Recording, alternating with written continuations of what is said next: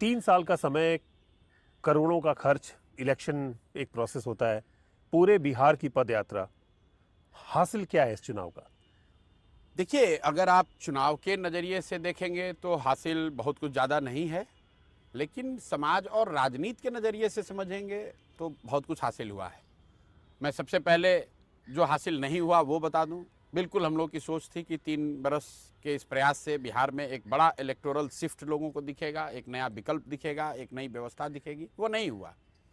सिर्फ इतना ही नहीं, जीत हार की बात छोड़िए, जनसुराज को उतने प्रतिशत वोट भी नहीं मिले कि हम लोग अपने आप को बिहार में रजिस्टर्ड राजनीतिक पार्टी के तौर पर मेंटेन कर सकें। 6% वोट चाहिए, वो भी नहीं मिला।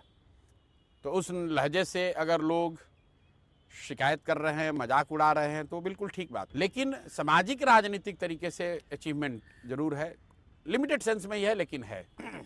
वो ये है कि पहली बार बिहार में जातियों की राजनीति उस तरह से होती हुई नहीं दिखी जिस तरह से यहाँ पिछले 30-35 साल में लोगों ने देखा है। पहली बार हिंदू मुसलमान के नाम पर चुनाव नहीं लड़ा गया। इसका मतलब ये नहीं कि जाति और धर्म का प्रभाव नहीं रहा, लेकिन जिस तरह खुल्लम खुल्ला पूरा चुनाव ही इन्हीं मुद्दों पर होता था, वो नहीं हुआ। पहली बार पक्ष विपक्ष सभी लोगों ने नौकरी, पलायन, रोजगार की बात करने को सब लोग मजबूर हुए हैं। पहली बार बिहार में पलायन मुद्दा बन गया है। लेकिन एक जो फैक्टर है बिहार में, जो बड़ा फैक्टर है कि जंगल राज के डर से नीतीश भाजपा को और भाजपा के डर से लालू जी को वोट देने की जो प्रक्रिया है, उसको हम लोग नहीं तोड़ पाए हैं, और वही कहीं ना कहीं परिणामों में भी टू सम एक्सटेंट दिख रहा है। पलायन की बात आपने कही कि वो